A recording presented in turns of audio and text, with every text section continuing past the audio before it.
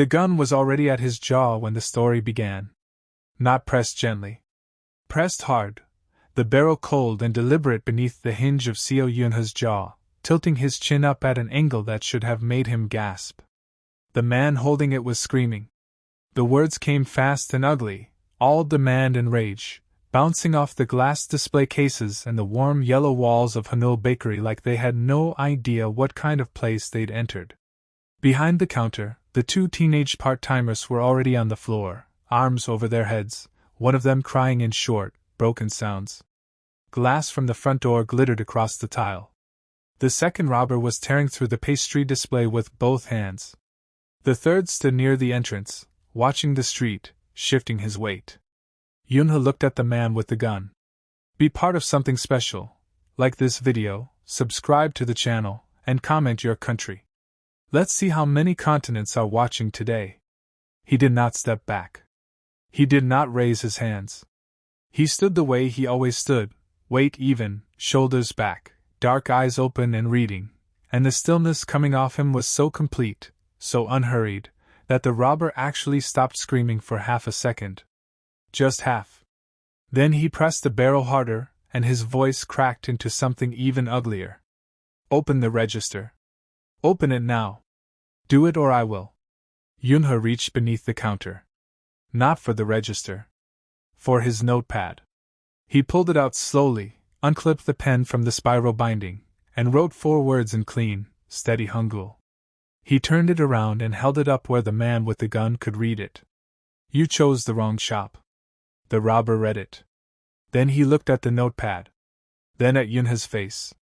His expression did something complicated, confusion folding into fury, and he opened his mouth to respond. The bakery door opened. Not loudly. The bell above it barely moved. Just a soft push of cold night air, and the quiet shift of a door that had been a door 1 second and an entrance the next. 3 men came through it. They did not run. They did not shout. They moved the way water moves through a space, finding every gap, filling it, impossible to stop once in motion. What happened next lasted 40 seconds. Yoonha would spend a long time afterward trying to count them and always losing the number somewhere around 15, when a hand closed around his wrist and pulled him behind the counter with a grip so certain it felt like the hand had always known it would be there. His back met a chest. Broad. Still. Warm in a way that had no right to exist in the middle of whatever this was. An arm came across him, not rough, not soft, just present, immovable, and held him there while the sounds finished happening on the other side of the counter. 3 sounds. Then quiet. Then the scrape of something heavy being moved toward the door. Then nothing. Yoonha turned his head. The man holding him was tall. Sharp jaw set like carved stone. Eyes so dark they pulled light in rather than giving it back, and in that moment those eyes were pointed at the door, scanning, assessing, returning to Yoonha with the calm focus of someone checking inventory. Cedar. Night rain. Something underneath both of those things that moved through Yoonha's chest without asking permission. The man looked down at him. 3 full seconds. Exact. Then his phone rang. He answered it. His voice dropped to something that had no temperature at all. Send the cleanup team. And find out everything about the Omega behind the counter. He released Yoonha and walked toward the door without looking back. His brothers followed. The bakery door swung shut. Yoonha stood alone in the wreckage of the display cases and the scattered flour and the cold air coming through the broken front door. The teenagers were sitting up now, staring at him. He looked down at the counter. Reached for his notepad. It was gone. Minji's hands had not stopped moving since Yoonha walked through the cafe door. He wiped the same section of counter 3 times without noticing, his phone face up between them, screen bright with search results he clearly wished he had never found. Yoonha sat across from him on a high stool, both hands wrapped around a cup of barley tea he hadn't touched, watching Minji's face cycle through expressions too fast to name. Outside the cafe window, the front of Haneul Bakery was still visible, boarded over the broken door now, a handwritten closed sign taped at an angle, the kind of close that said something happened here. Yoonha had typed out the whole night on his phone. Every detail. He was precise about it, the way he was precise about everything, and he kept his face even while Min-jae read, but his tea had gone cold in his hands without him noticing. Min-jae put the phone down. He picked it back up. He typed Kang Jiwon into the search bar and then immediately turned the screen face down against the counter like he could unsee the results. He flipped it back over. Stared. The photograph was small and slightly blurred, taken from a distance, the kind of shot that ended careers for the people who took them. 3 men leaving a building in Gangnam. Suits so clean they looked expensive from 50 meters away. The eldest in front, one hand in his pocket, face angled slightly away from the camera in a way that suggested the photographer had made a choice about how close to get. The results beneath the image were careful. Acquisitions. Holdings. A charitable foundation. The language of men whose real work required a different vocabulary entirely. Min-jae looked up. His voice came out lower than usual. They own half of Gangnam, Yoonha. Not like rich person own. Like the kind of own where the buildings don't appear on certain maps. He scrolled further. Set the phone down again. His jaw was tight. They don't ask twice. You understand that? They don't ask. They decide. Yoonha typed on his phone. He held it up. He took my notepad. Min-jae stared at the screen. Then at Yoonha's face. He opened his mouth, closed it, and looked out the window instead, toward the street, because sometimes Yoonha's calm was harder to look at than fear would have been. A black SUV sat at the curb. It had been there when Yoonha arrived. It had not moved. Yoonha looked at it. He typed. He took it on purpose. Leave, Min-jae said. His voice was flat with the specific weight of someone who already knew the answer. Go somewhere they can't find you. Seoul is big enough to disappear in if you move fast. Yoonha looked at the SUV. The morning traffic moved around it without comment, the way Seoul traffic moved around everything that had money behind it. Then the window of the SUV rolled down. 2 inches. Precise. And across the street, sitting on the step of Haneul Bakery's boarded-up door, already there, no one placing it, no movement visible on either side of the street that explained its presence, was a notepad. Leather cover. Small and dark and expensive. And on the front, pressed into the material in clean, simple lines, a single letter. S. The elevator opened directly into the room. No hallway. No anteroom.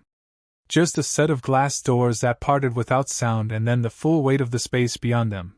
And the space was enormous, clean-lined, lit by the kind of lighting that cost more per bulb than Yoonha's monthly electricity bill. One wall was entirely glass. Seoul spread behind it in every direction, Han River cutting through the city below like a dark ribbon pulled tight, the bridge lights doubling themselves in the water. The art on the other walls was original. Not prints. Not photographs. Ink and oil on canvas, mounted without frames, the kind of art that said we have nothing to prove. 3 men stood in the room. Yoonha had seen them separately, in pieces, in the chaos of the night before. Now, all 3 in the same space, the air pressure changed. It was the only way to describe it, a shift, a density, something that his body registered before his mind caught up, the particular charge of 3 alpha presences aligned and pointed at the same point. Him. Kang Jihwan spoke first. He had the measured delivery of a man who chose every word twice before releasing it. The building your bakery occupies has been Kang property for 11 years. Last night's incident was not random. A rival organization called Woolwa sent those men to probe our territory. You were present. You are now a witness and a point of exposure. He paused. The offer on the table is simple. You move into our residence temporarily. You stay until the Woolwa situation is resolved. You are protected during that time. Kang Jiseo leaned forward from his position on the edge of a low chair. He had a face built for expressions that made people nervous, and he was using it now, something between a smile and a challenge, bright and unhurried. Or, he said, you go home alone tonight? He let the sentence sit there. Your choice. Yoonha looked at all 3 of them in turn. Jiwon with his careful stillness. Jiseo with that expression that didn't quite reach the back of his eyes. And then Jiwon, standing apart from both brothers, positioned near the glass wall, the city at his back, saying nothing. He had not said a word since the elevator opened. Yoonha reached into his coat pocket, pulled out the leather notepad with the S on the cover, opened it, uncapped his pen, and wrote one word in the center of the first page. He turned it around on the low table between them and slid it toward the three of them. Why? The room was quiet. Jiwon's expression did not change. Jiseo's smile pulled at one corner. And then Jiwon moved, not much, just a step away from the glass wall, just enough to be present, and when he spoke his voice was low and even and carried the absolute weight of a man who did not waste breath. Because you didn't run. Yoonha looked at him for a long moment. Then he picked up the pen. He wrote his answer. He closed the notepad and slid it back across the table, and it moved over the surface with a soft sound like a period at the end of a long sentence. All three brothers read it at the same time. Jiwon breathed out, controlled, but not fully. Jiseo's expression changed like a light switching off, replaced by something unguarded and gone before it could be named. Jiwon picked up the notepad. His hands were careful with it. He closed it the way someone closes a book they intend to keep, and he did not put it back on the table. The residence was quiet in a way that buildings are not usually quiet. Not empty quiet. Guarded quiet. The kind that came from thick walls and careful staff and the understanding that sound, like information, was something to be managed. Yoonha stood in the room they had given him, large, spare, a window overlooking a private courtyard, and he set his leather notepad on the bedside table and stood there for a moment with his hands at his sides, taking inventory the way he had learned to take inventory of any space that was not his own. Exits. Sight lines. The distance between himself and the door. Then he went to find the kitchen. It was not hard to find. Large, with long stone counters and equipment that had been chosen for function rather than show, and a pantry stocked with a specificity that suggested someone in this household knew how to cook or knew someone who did. Yoonha moved through it without asking. He found flour, butter, 2 eggs and a paper bag of brown sugar set back behind taller jars. His hands knew what to do before the rest of him decided anything. He was 20 minutes into the bread when Curator Beck appeared. She was a precise woman, late 50s, posture like a building code, eyes that processed everything in the room and gave nothing back. She stood in the kitchen doorway and watched him work with an expression that could have been assessment or disapproval, or both. She had set a plate of breakfast on the dining table earlier that morning with the particular formality of someone extending a test rather than a meal. Yoonha had eaten what was on it, and washed his own dish.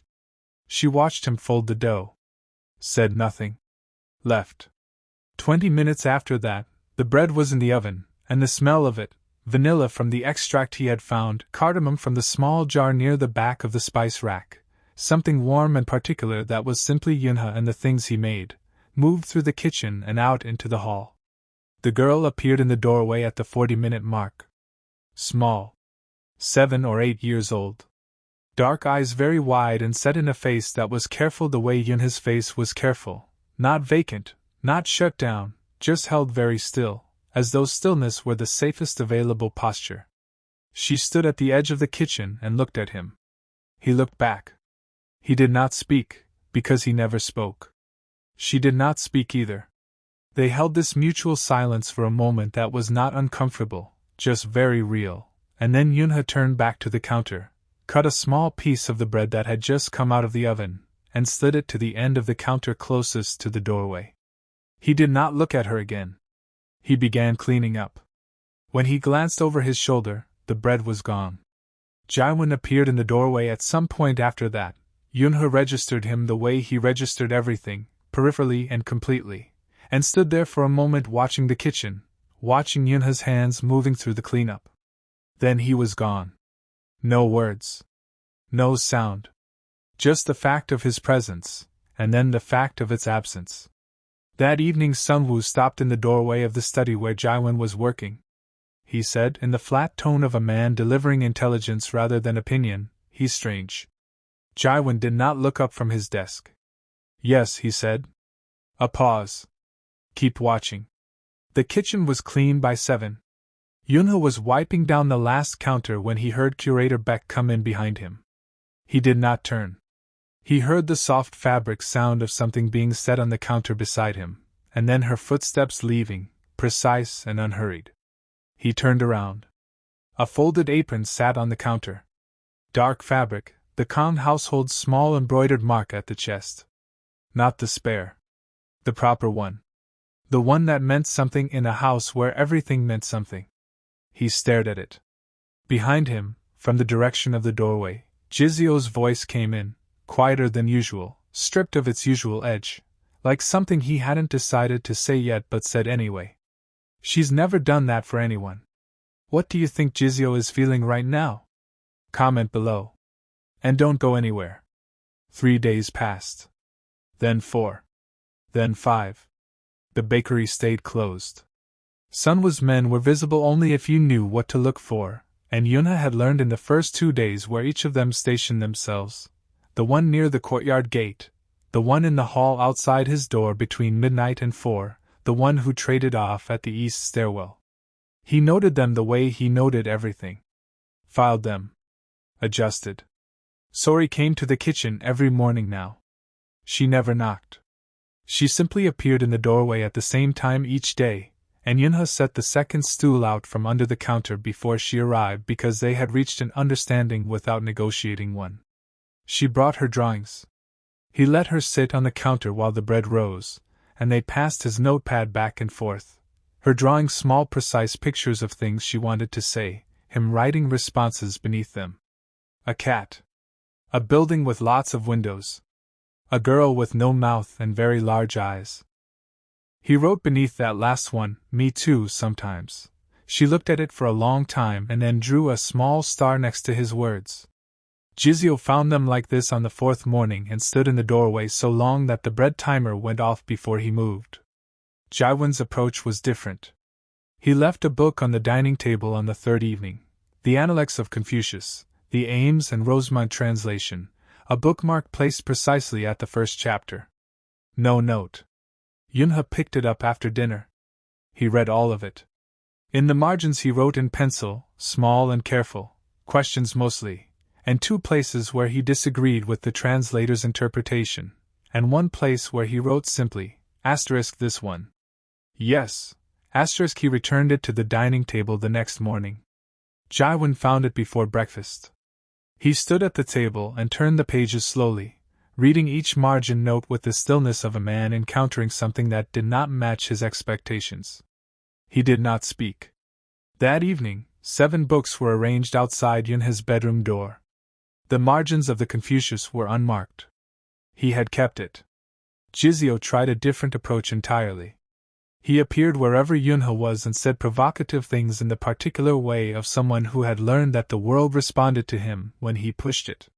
He said things designed to get a reaction, not cruel things, but sharp ones, edged with the particular humor of someone testing a boundary to see what it was made of. Yoonha looked at him each time with those dark, open, reading eyes and said nothing, wrote nothing, and simply waited for Jiseo to run out of material. By the 3rd time, something in Jiseo's face changed. Not irritation. Something more unsettled than that. He left the room without finishing his sentence. Jiwon simply appeared. No announcement, no approach. He was in the library when Yoonha went to find a book. He was at the far end of the courtyard when Yoonha went out for air. He was at the kitchen table with documents spread in front of him one evening when Yoonha came down for water at 11, and he did not look up, and Yoonha filled his glass and went back to his room, and the whole exchange contained no words and no gesture and more communication than most conversations managed. On the 6th night, the rain came. Hard and fast, the way Seoul rain arrived in late autumn, without building. Yoonha was at the window in the library with his notepad open when the wind changed and the nearest window pushed open an inch, letting the cold in sideways. He reached for it. He did not reach Jiwon first. Jiwon was simply there, beside him, one hand pressing the window shut, arm crossing the space in front of Yoonha close enough that cold air and cedar and night rain arrived together, and the distance between them became something that had weight. Either of them moved. The rain hammered the glass. 3 full seconds passed. Then Jiwon lowered his arm and stepped back first, and the space between them opened back up, and the room returned to its ordinary dimensions. That night Yoonha opened his notepad to write. He found the words before his own began. Written in clean, economical Hangul near the top of the page, in a hand that did not belong to him. "You're not afraid of us?" A question mark beneath it. He stared at it. His hand hovered over the page. Then he wrote his answer directly beneath Jiwon's question, in the same careful strokes. He closed the notepad. He crossed the room. He crouched at the gap beneath the bedroom door and slid it through. On the other side of the door, there was no sound. No footsteps. Nothing. But the notepad did not come back. Jiwon's hand was still closed over his. That was the fact Yoonha kept returning to as the Han River wind moved through the terrace, and Seoul burned its quiet gold below them. The hand over his. The heartbeat beneath his knuckles, steady, present, faster than a man like Kang Jiwon should ever allow anyone to feel. The city did not care. It went on doing what it always did, indifferent and luminous, and above it 2 men stood at the edge of a terrace in the cold, and neither of them moved first. Jiwon released him slowly. Not pulled away. Released. The difference was something Yoonha felt in his chest rather than his hand. He retrieved the notepad. Uncapped the pen. The terrace was lit only by what came up from the city below, and in that low gold light Jiwon's face was all sharp angles and controlled restraint, the jaw set, the eyes pointed at the river rather than at Yoonha, which somehow made the whole thing harder to be near. Yoonha wrote, "How long have you been coming to the bakery?" He turned the notepad. Jiwon read it. A pause long enough to mean something. 3 weeks. Before the robbery. I walked past every morning. Yoonha wrote, "You never came in." Jiwon looked at the river. The muscles in his jaw moved once. I didn't know what I would say. The city sent up its noise from below, distant traffic, the low hum of a Seoul night that never fully went dark. Yoonha looked at the side of Jiwon's face and thought about a man who had never once been without words in any room he entered, standing outside a bakery every morning and not coming in, and something in his chest moved that he had no name for yet. He wrote, "You could have just ordered something." Jiwon looked at the notepad. Then, for the first time in Yoonha's presence, something happened at the corner of his mouth. Not quite a smile. The idea of one. Gone in a second. He took the notepad from Yoonha's hands with the same unhurried certainty he did everything, and he slid it into the inside pocket of his jacket, and he left his hand there. Yoonha looked at the jacket pocket. He looked at Jiwon's face, which had returned to the river. He reached for the notepad. His fingers found the edge of it through the fabric, and then Jiwon's hand came up from inside the jacket and closed over his, and this time it was not accidental and both of them knew it.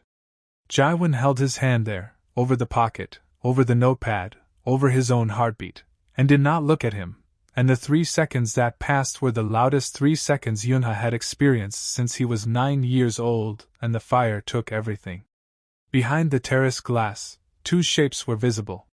Jiwon, standing very still, then turning away. Jiseo, who did not turn away. Whose jaw was tight with something that was not anger but lived right beside it. Yoonha felt all of this without looking directly at any of it, because the hand holding his had his full attention and the wall inside his chest had developed, for the first time in 15 years, a crack he could feel all the way through. The notepad hit the table before anyone spoke. Yoonha had carried it from his room with the question already written, and he set it down in the center of the low table where all 3 brothers were present, and he sat down across from them and folded his hands and waited. The question was in the center of the page in clean, deliberate Hangul. "Tell me what you actually do." No one moved for a moment. Then Jiwon picked it up. He read it the way he read everything, completely, without reaction, as though the words were data rather than a demand. He set it back down. When he spoke, His voice carried the flatness of a man delivering a report he had given before, in rooms far less comfortable than this one. The Kang network controls territorial rights across 11 districts in the Seoul metropolitan area, he said. Logistics. Distribution. Certain financial channels that do not pass through conventional institutions. He paused. People have been hurt. Some of them did not recover. We made those decisions and we stand behind them. Jiseo smiled. It was the one that didn't reach anywhere safe.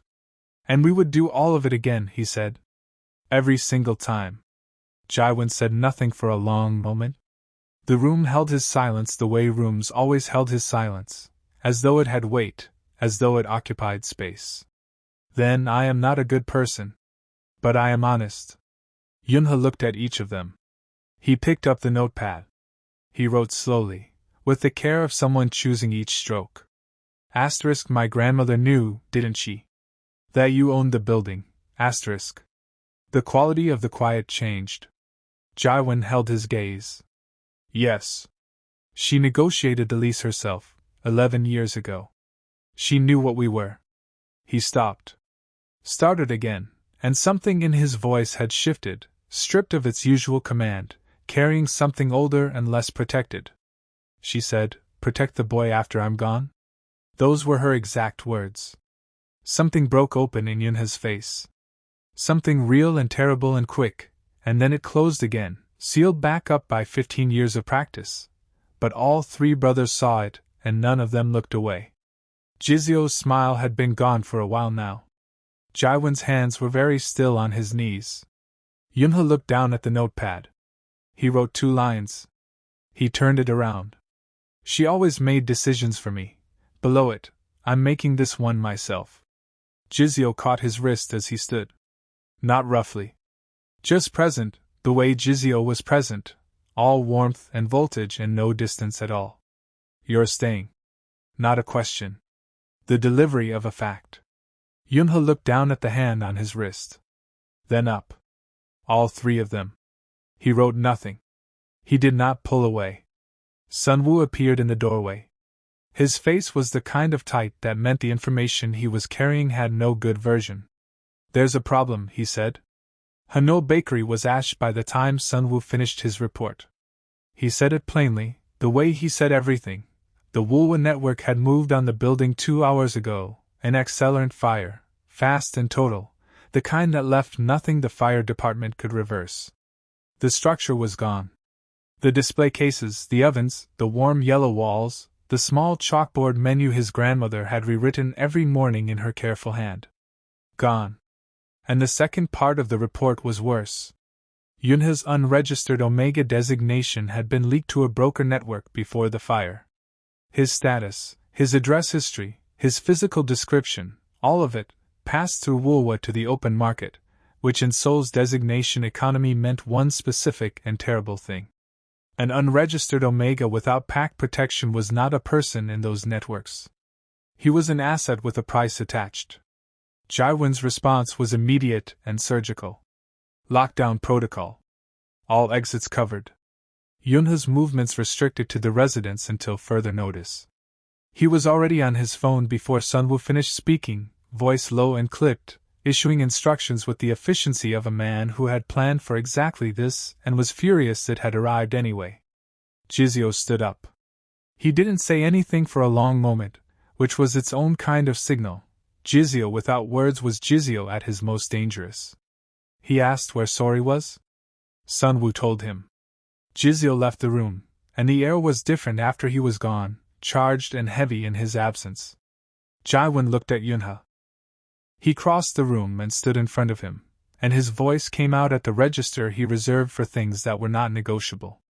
I will keep you safe. Always. The word always landed with the weight of a door closing, final, deliberate, meant. Yoonha sat with this. The bakery was ash. His grandmother had built that place with money she saved for 11 years and hands that smelled of flour even in her sleep. She had mixed the first dough in a borrowed bowl on a folding table before the counters were installed. She had painted the name above the door herself, in the particular blue she chose because it matched, she said, the color of a morning that decides to be good. All of it, ash.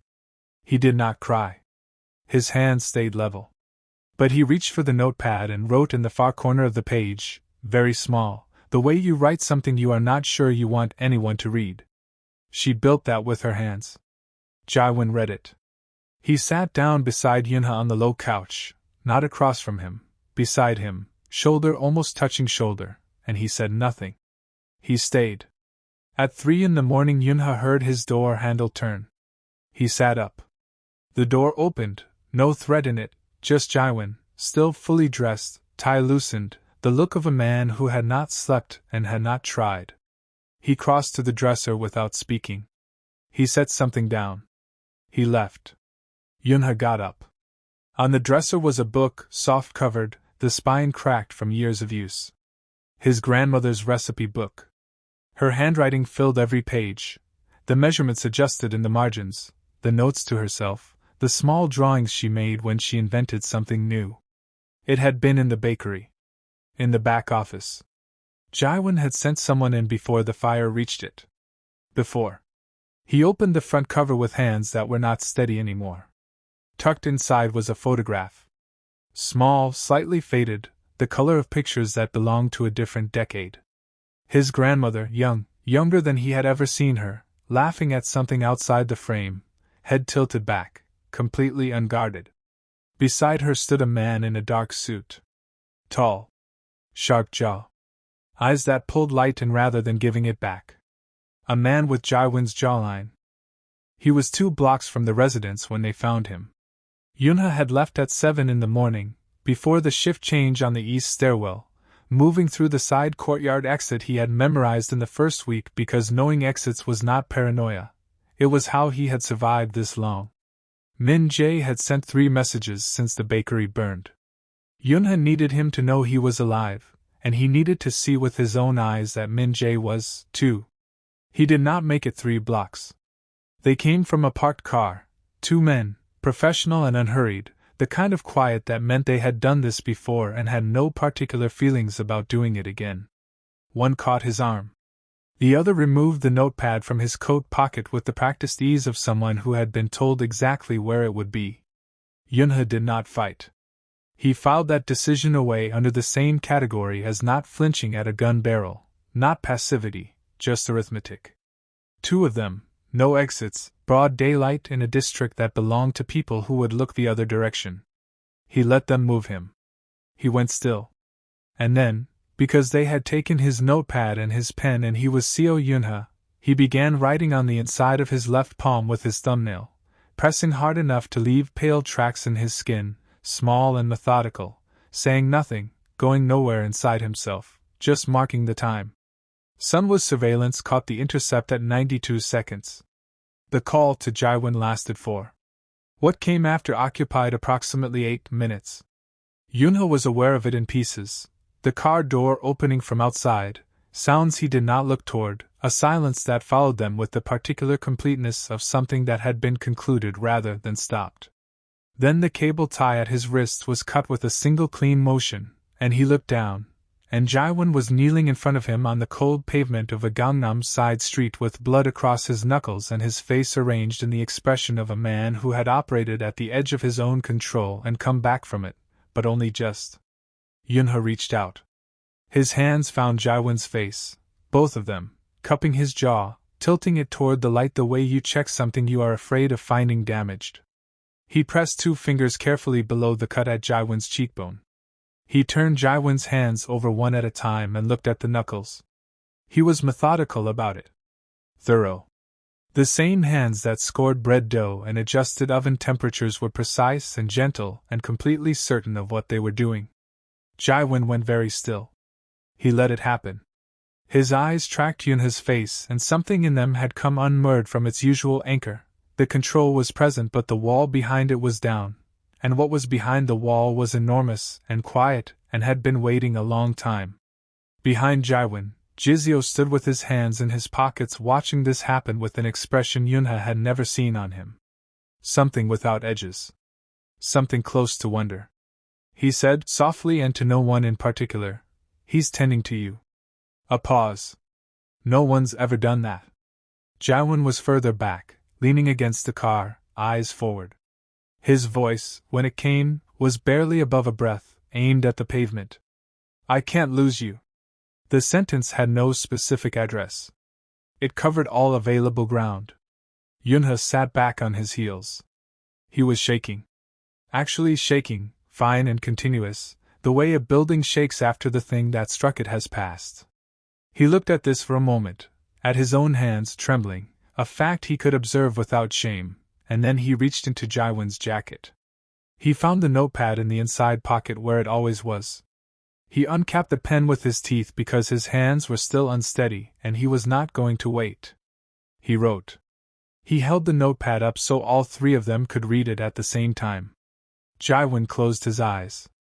A long, slow exhale, like a man putting something down that he had been carrying for a very long time.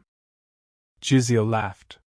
Sudden and real, helpless with it, the laugh of a man who had been braced for something terrible and received something that broke him open in an entirely different direction. Jihwan looked at the notepad. Then at Yoonha's face.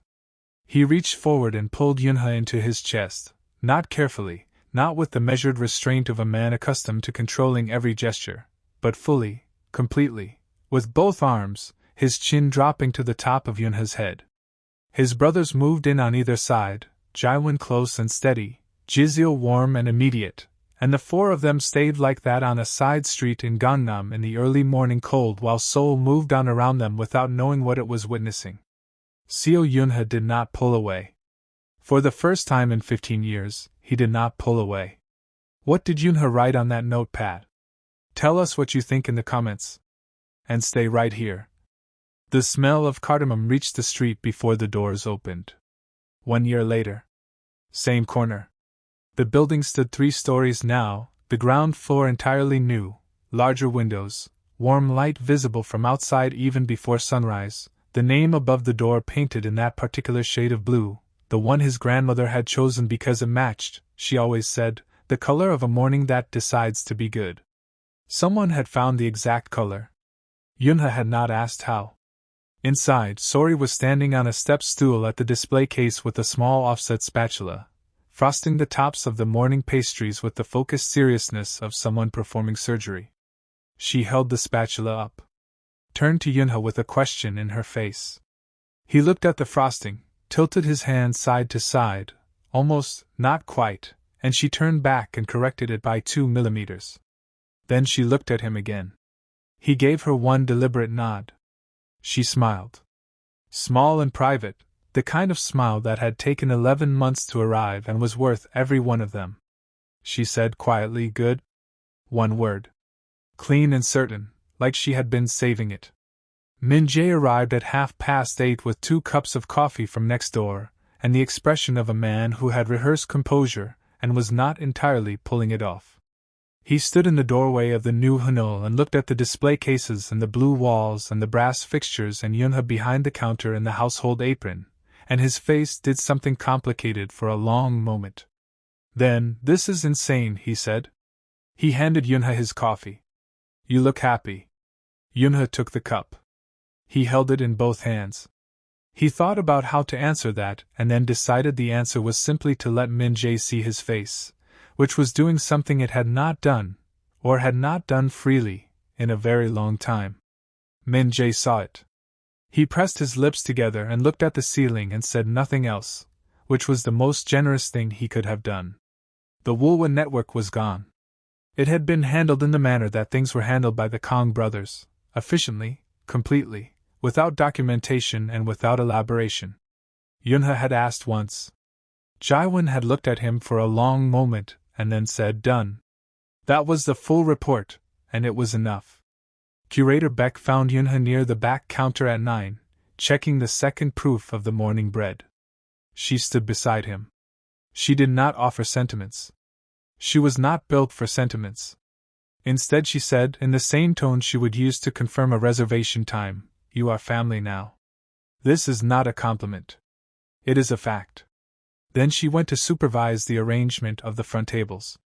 Yoonha pressed one hand flat against the counter, the new stone, cool and solid beneath his palm, laid over the same footprint where his grandmother had set her first folding table 40 years ago. Something moved through him that had no easy name. Older than grief. Quieter than joy. The particular feeling of a man who has arrived somewhere he did not know he was trying to reach. The three brothers were in the back before the doors opened to the public. Jiseo perched on a supply shelf eating one of the pastries that were not yet supposed to be touched, which Sori was watching with obvious disapproval.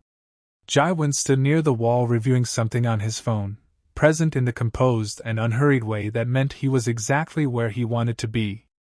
Jiwon stood next to Yoonha at the counter, not touching, just near, the way he was always just near, the way the space between them had become its own kind of language. He spoke quietly, to all three brothers and to no one, the way a man speaks a thing that does not require an audience because it simply needs to be said. Best decision we ever made. No one argued. No one qualified it. Jiseo stole another pastry. Jiwon put his phone away. The front doors opened at 9:30. The first customer was young, a university student, by the look of her, uncertain in the doorway, overwhelmed by the menu board the way people sometimes were when they were hungry and indecisive and slightly embarrassed about both. She looked at Yoonha behind the counter and started to apologize for taking too long, the way people apologize to strangers whose time they felt they were wasting. Yoonha slid his notepad across the counter. He uncapped his pen.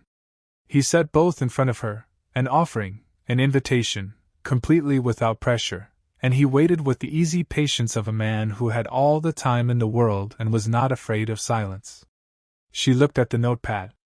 She looked at him. Something in her face relaxed. She picked up the pen and wrote her order in small, careful strokes.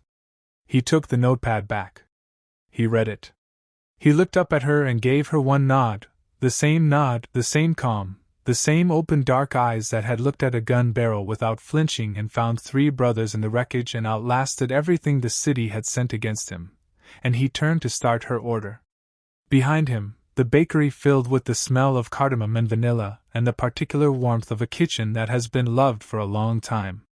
Cedar and night rain were present somewhere in the background, quiet and constant. Sori was humming something without words at the display case. Min Jae was laughing at something Jiseo said from across the room.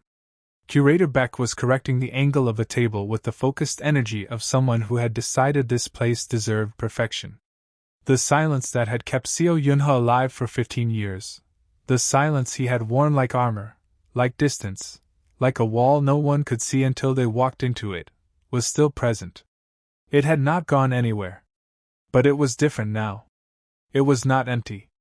It was full of everything he had chosen and everyone who had chosen him back, and it held all of that without strain, the way good walls hold what matters, the way a morning decides to be good and simply is. He was not alone. He had not been alone for a while now. He just finally knew it. If this story moved you, if Yoonha's silence said something you recognized, or if the moment Jiwon pulled him close made you feel something real, we want to hear from you. Leave a comment and tell us what this story meant to you. What chapter broke you open? What moment you will carry? This channel exists because of you, every view, every like, every person who stayed until the end. If you are new here, subscribe and turn on notifications so you never miss a new story. We release new episodes regularly and every single one is made for you. And if you know someone who needs a story like this one, someone who has been quiet too long, someone who is surviving but not yet living, share this with them. Some stories find the people who need them most. Thank you for watching. Thank you for staying. We will see you in the next one.